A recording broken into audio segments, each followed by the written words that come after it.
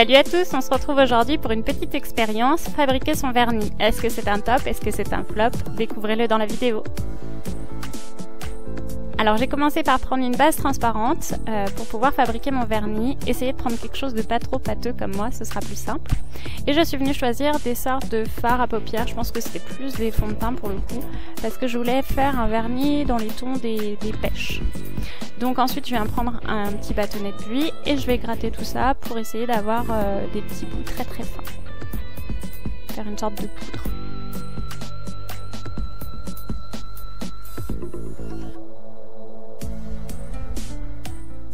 Je pose ça sur une petite feuille d'alu, donc là on voit il y avait les deux couleurs, je vais les mélanger, ça ne posera pas de souci. Et donc tous les gros morceaux, et ben, je vais finir par les écraser pour obtenir quelque chose le plus fin possible. Ce sera plus facile à mélanger en fait. Ensuite je suis venue prendre ma petite feuille d'alu que j'ai repliée en entonnoir pour la mettre dans mon vernis. Donc là c'est pareil, je peux déjà vous dire que ce sera une meilleure idée de prendre une feuille de papier que de rester avec votre alu, parce que ça imprime trop les formes et du coup j'ai un petit peu galéré pour y mettre dans mon pot.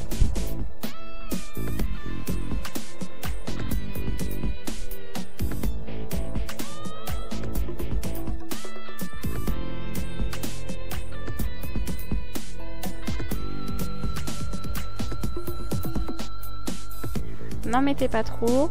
Une fois que c'est fait, on va, vous voyez, hein, ça reste un petit peu à la surface.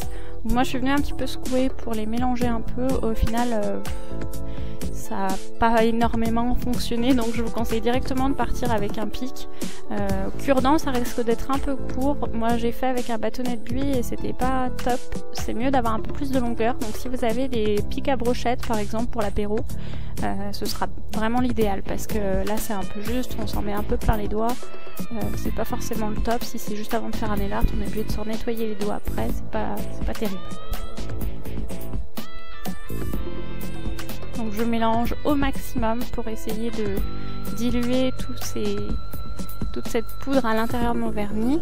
Donc voilà ce que j'obtiens après avoir touillé un bon moment. Donc on voit quand même qu'il y a des morceaux à l'intérieur. C'est pas forcément très homogène au niveau de la texture. Donc je suis pas tout à fait convaincue, mais on va faire l'essai. Donc j'ai appliqué bien sûr ma base avant. Je viens prendre donc ce fameux vernis fabriqué. Et je vais essayer de déposer une couche sur mon ongle. Et là, je me rends compte que c'est horrible. C'est ultra pâteux, ça en met de partout.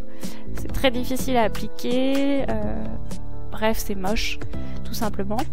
Donc, je me suis dit que j'allais pas me laisser avoir comme ça et que j'allais continuer à essayer de voir ce que ça donnait. Donc là, j'ai un petit peu plus dilué mon vernis pour la deuxième partie. Mais c'est pas encore ça.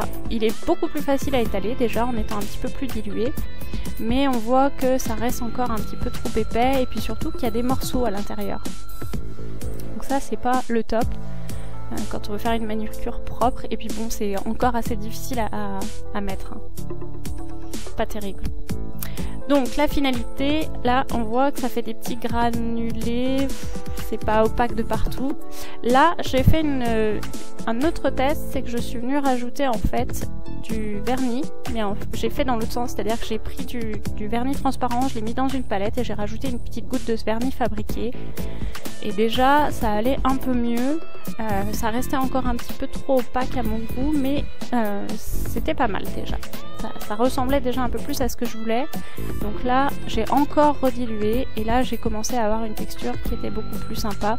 Au final en fait il faut en mettre vraiment très très peu, ça teinte beaucoup déjà. Donc voilà le résultat. Pour moi ça reste un flop parce que finalement ça prend beaucoup de temps pour pas grand chose, mais ça peut être intéressant à réaliser quand on n'a pas d'autre choix. J'espère que ce tuto vous aura plu, n'hésitez pas à me laisser des commentaires, à vous abonner à ma chaîne et moi je vous dis à la semaine prochaine pour un nouveau tuto. Bye bye.